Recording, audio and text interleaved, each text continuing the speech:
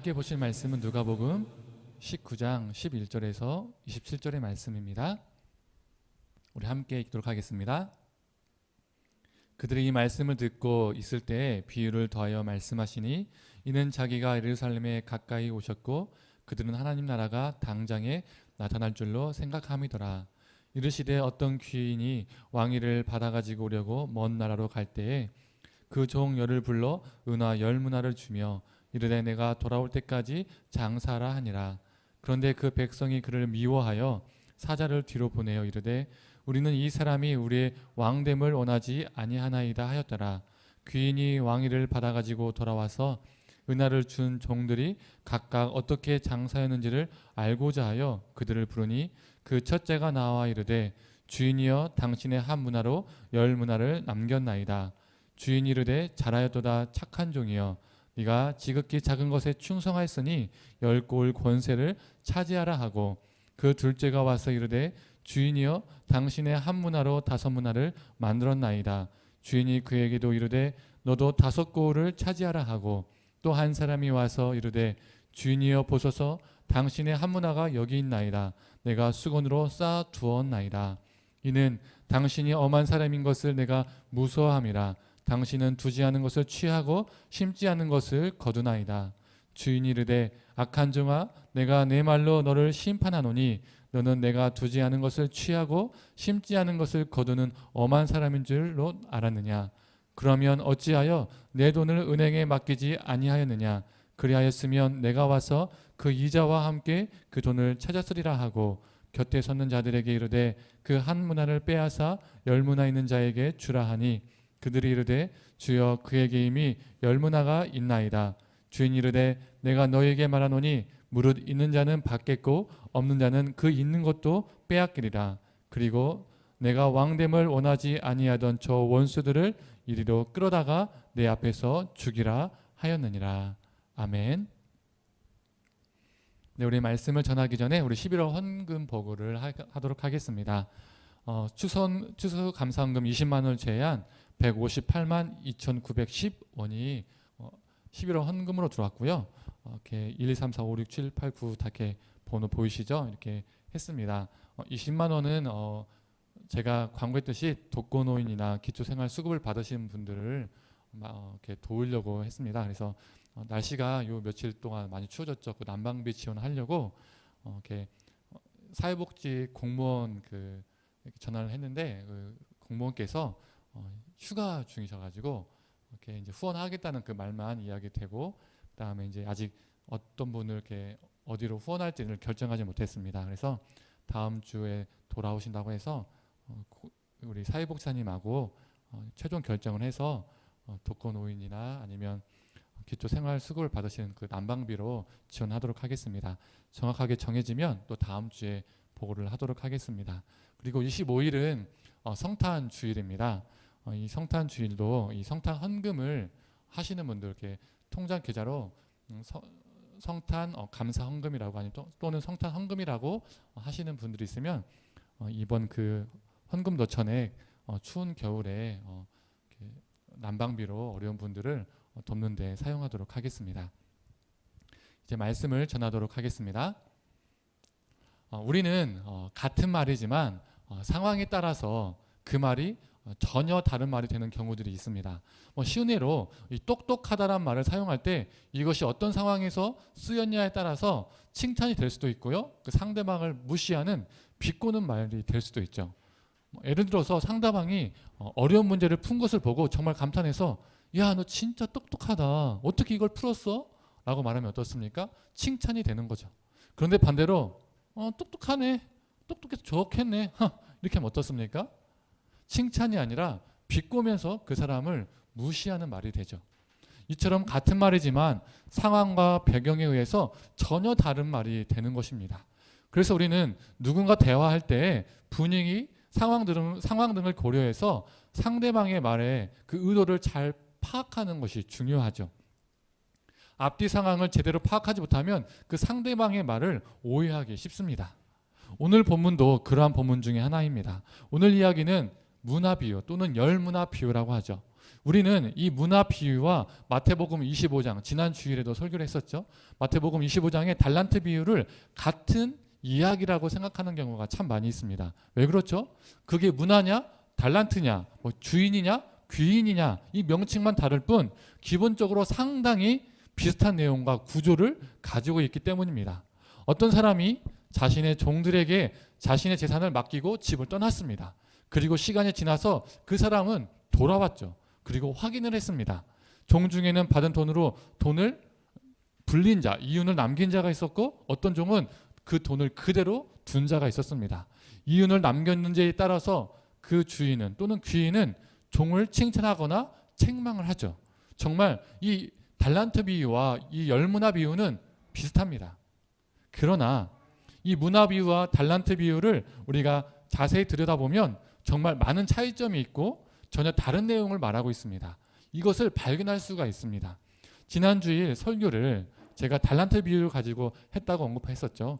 이 못 들어보신 분들은 꼭 지난주 설교를 꼭 들어보셨으면 좋겠습니다. 우리가 이 두 비유의 차이점을 이 세 가지 측면으로 살펴보고자 합니다. 첫째는 이 문화 비유의 본문 자체만을 살펴볼 것이고요. 두 번째로 그 당시 역사적인 상황과 배경을 살펴볼 겁니다. 셋째로 오늘 본문의 앞뒤 본문의 문맥을 살펴보고자 합니다. 먼저 오늘 본문 자체만 봤을 때 이 달란트 비유와 차이점이 무엇입니까? 마태복음에서는 달란트, 여기서는 문화, 마태복음에서는 주인, 그리고 여기서는 귀인이라고 했었죠. 그런데 이것 말고 또 다른 차이점이 뭐가 있을까요? 첫 번째로 문화 비유에는 떠나는 귀인의 목적이 확실하게 정확하게 언급이 되어 있습니다. 반면 달란트 비유에는 떠나는 주인의 여행 목적이 전혀 언급이 되어 있지 않습니다. 그렇다면 오늘 본문의 귀인은 무슨 목적을 가지고 먼 나라로 떠났을까요? 오늘 본문에 나와 있죠. 왕위를 받기 위해서 떠납니다. 두 번째로 달란트 비유와 달리 그가 떠날 때 자신의 종들에게 돈을 주면서 장사하라라고 명령합니다. 명확하게 요구를 하는 것이죠. 제가 지난주에 달란트 비유 설교할 때 들어본 분들은 아시겠지만 달란트 비유에서는 주인이 자신이 준 돈으로 장사하라고 어떠한 명령도 요구도 하지 않습니다. 그냥 달란트만 주고 그냥 떠납니다. 그 종들이 수많은 일 중에서 장사라는 것을 선택해서 일을 했던 것이죠. 그러나 오늘 비유에서는 주인이 정확하게 장사하라라고 명령을 합니다. 즉 종들에게 돈을 불려야 한다는 의무를 부과한 것이죠. 그래서 그들은 어떻게든 돈을 불려야 했습니다. 세 번째로 달란트 비유에는 언급되지 않은 내용이 있는데요. 문화 비유에는 있는 내용입니다. 제가 14절을 읽어보도록 하겠습니다. 그런데 그 백성이 그를 미워하여 사자를 뒤로 보내어 이르되 우리는 이 사람이 우리의 왕됨을 원하지 아니하나이다 하였더라. 백성들이 그가 왕이 되는 것을 매우 싫어했다는 겁니다.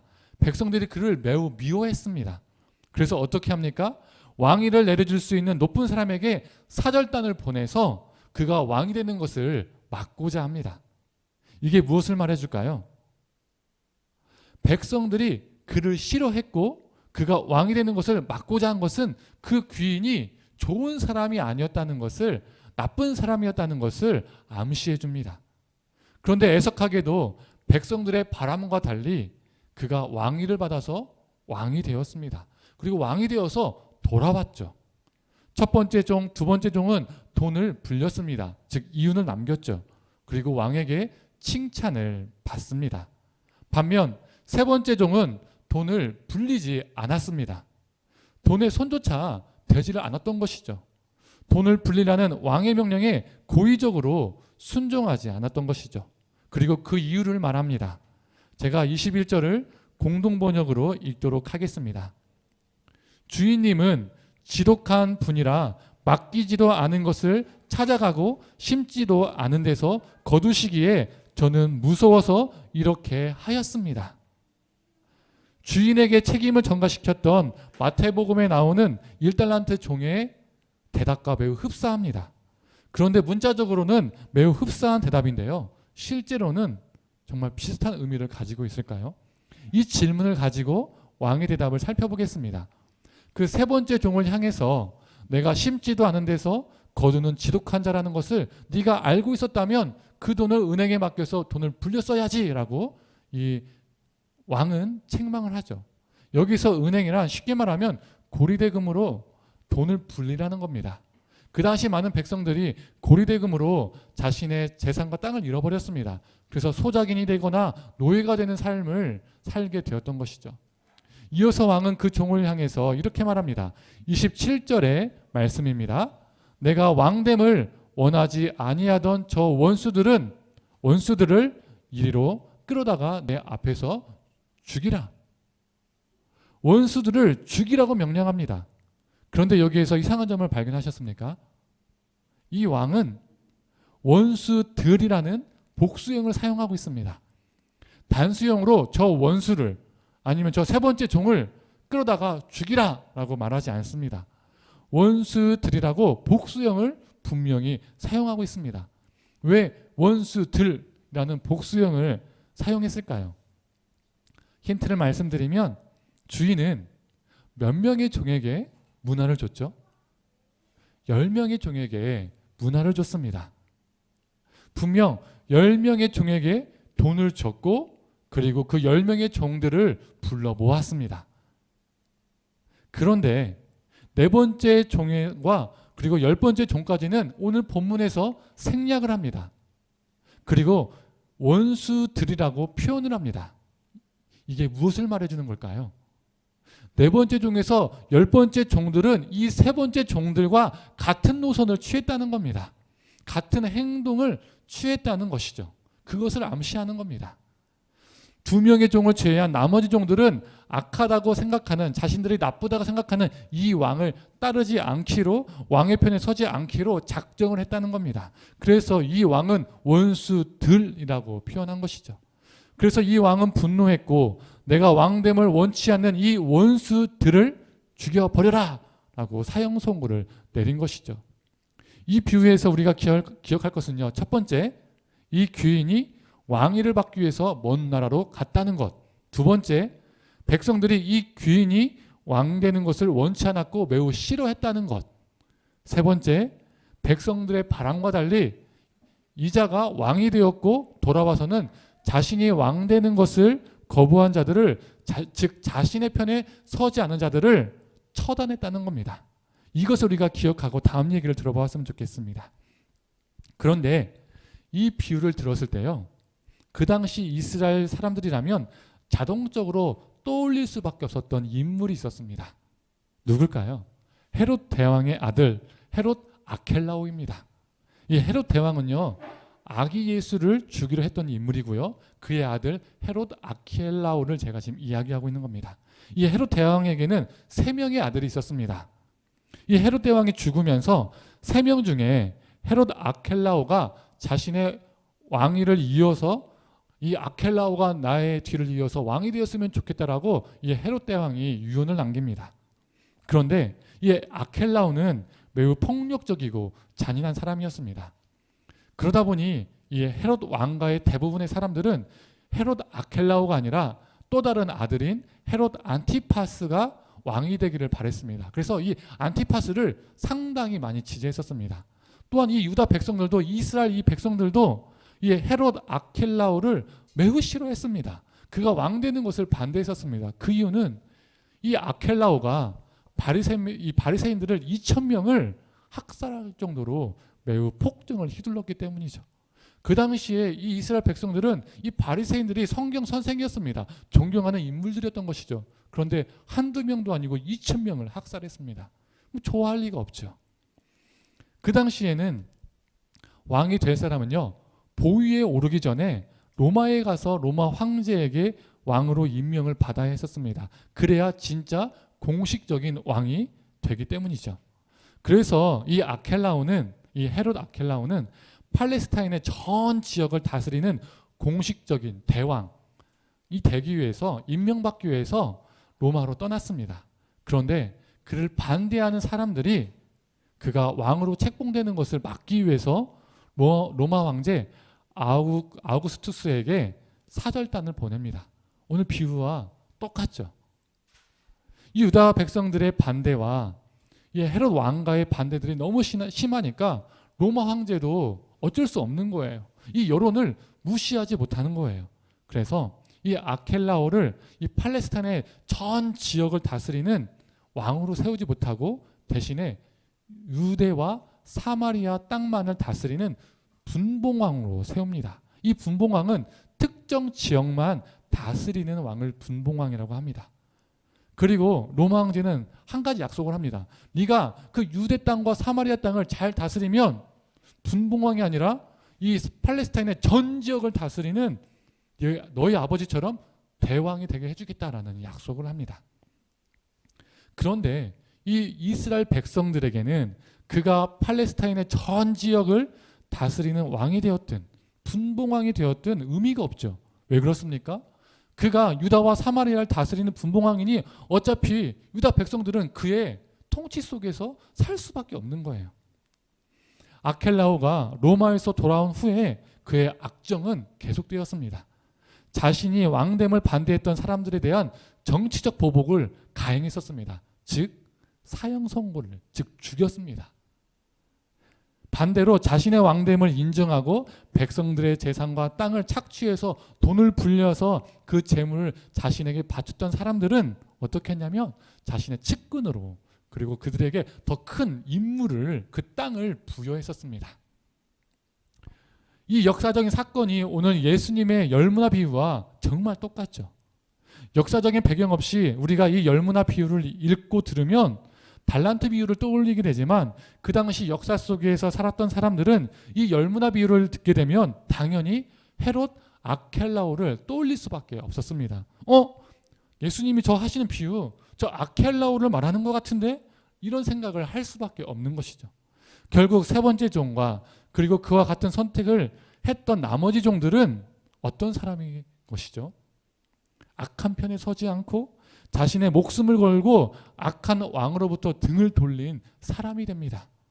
이전에는 악의 진영에 있었다면 그 악의 진영으로부터 빠져나와서 결단한 사람들이 된 것이죠.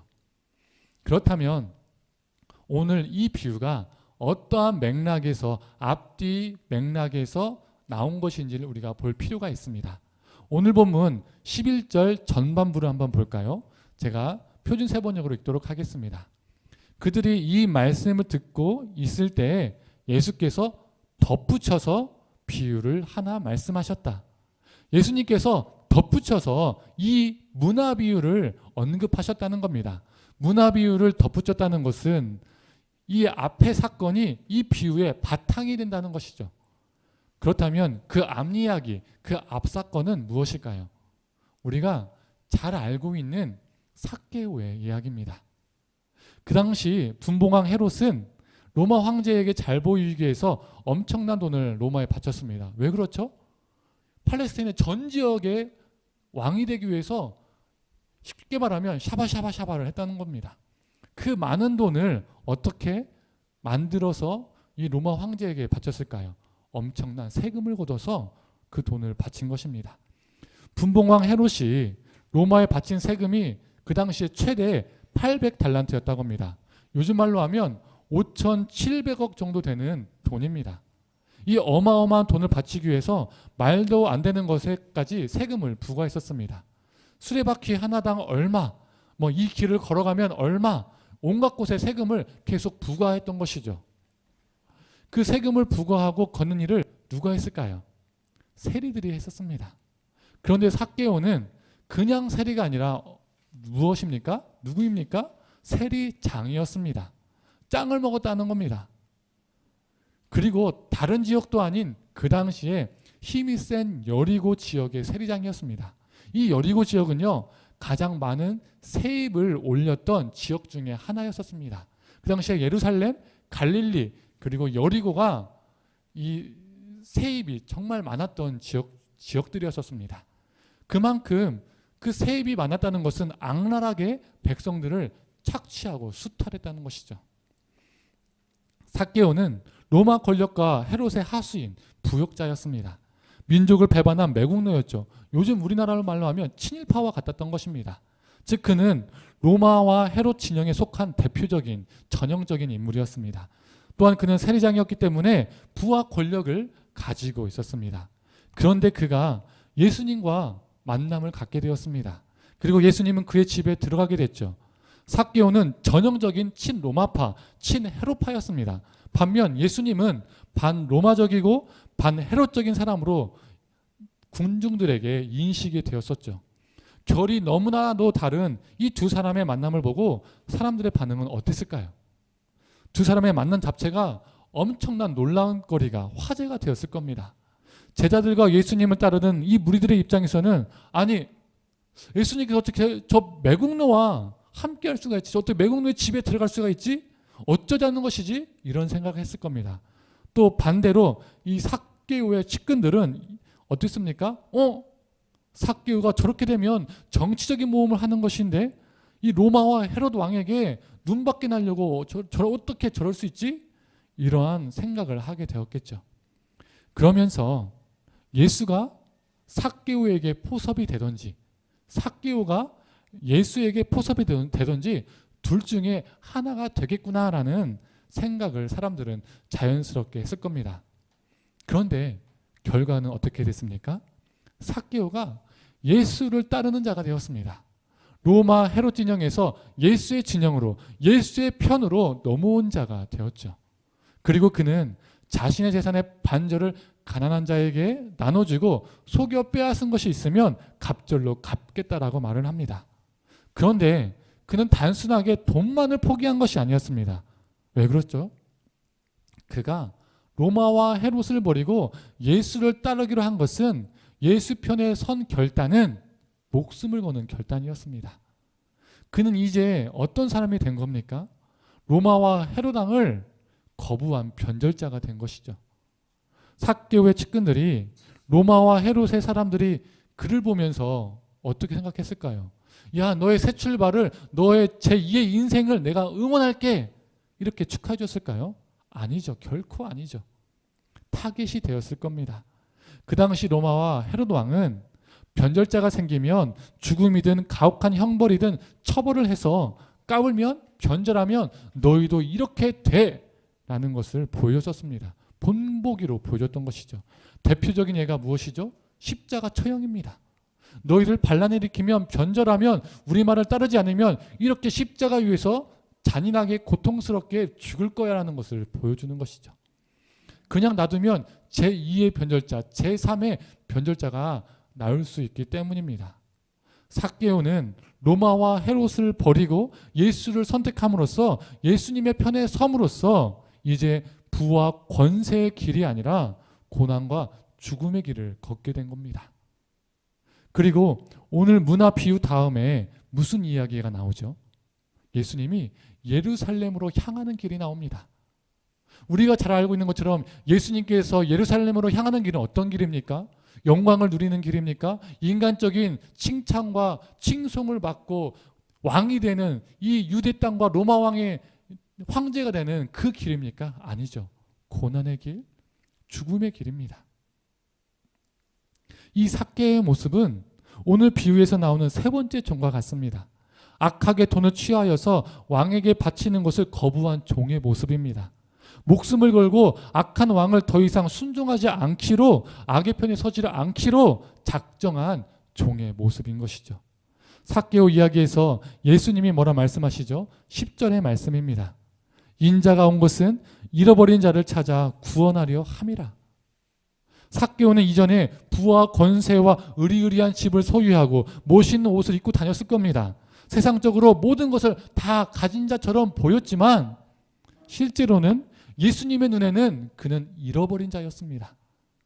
그가 예수의 진영으로 참된 왕이신 예수의 편으로 들어왔을 때, 예수를 따르는 자가 되었을 때 그는 참 생명을 얻게 되었습니다.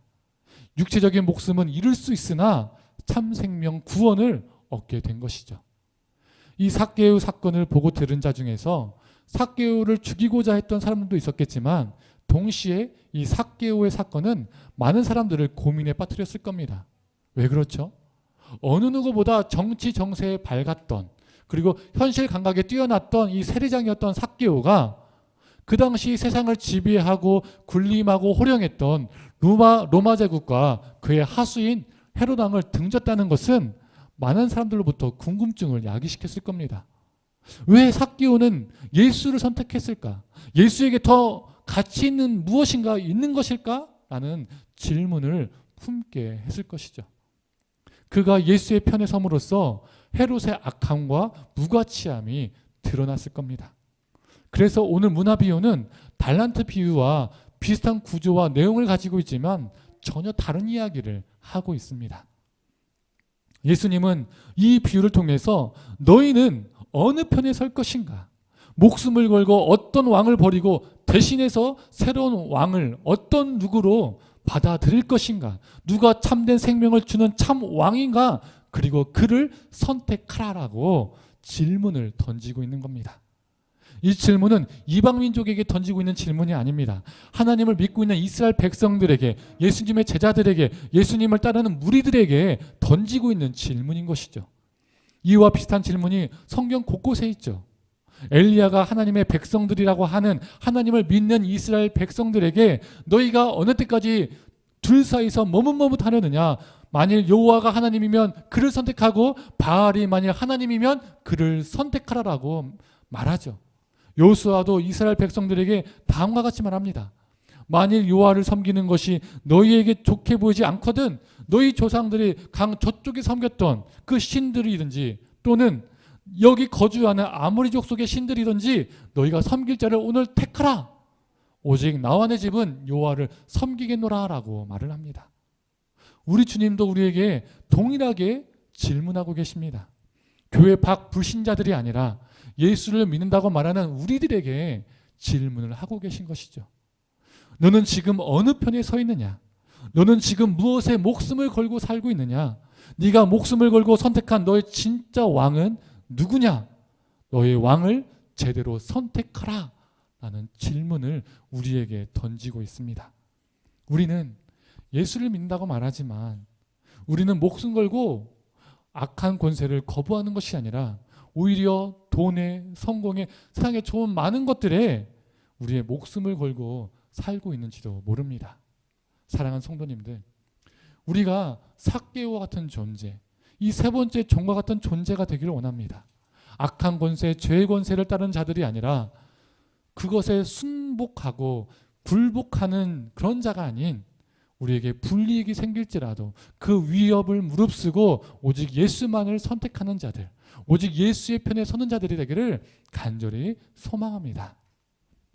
이제 말씀을 정리하겠습니다. 이 세 번째 종의 모습은 예수님의 삶과 잇닿아 있습니다. 이 세 번째 종은 악한 주인이 왕 되는 것을 원치 않는 백성들을 대표해서 대신해서 자신의 목숨을 내놓았습니다. 우리 예수님도 악한 권세에 굴종하지 않으시고 우리를 대신하셔서 십자가 위에서 죽으셨습니다. 또한 세 번째 종의 죽음은 그 주인이 악한 왕임을 드러낸 사건이었습니다. 우리 예수님의 죽음 또한 이 땅의 불의와 부정과 부패와 죄악과 악한 권세를 드러낸 사건이었습니다. 로마와 헤롯 권세는 무력으로 많은 사람들을 죽였지만 살릴 수 없는 권세였습니다. 하지만 우리 주님은 잃어버린 자들을 찾으시고 자신이 대신해서 죽으심으로써 생명을 살리는 권세를 드러내셨습니다. 사랑하는 성도님들, 우리는 대림절 기간에 놓여 있습니다. 예수님은 재림의 때에 우편과 왼편을 가르십니다. 염소의 무리와 양의 무리를 구분하십니다. 우리가 예수님의 우편에 서는 자, 예수님이 함께 하시는 양의 무리가 되기를 원합니다. 이 땅의 헛된 것을 우리의 주인으로 삼고 그것을 따르는 자가 아닌 그것들의 목숨을 걸고 그것을 막 찾아 헤매기 위해서 우리의 시간을 허비하는 자가 아닌 그 길이 고난의 길일지라도 오직 예수의 길을 따르는 자, 거짓된 왕을 버리고 참된 왕을 따르는 자, 오직 예수의 진영에만 속한 자, 그렇게 살아가기를 간절히 원합니다. 그래서 악한 권세를 드러내고 참된 생명을 전이시키는 자가 되기를 간절히 축원합니다.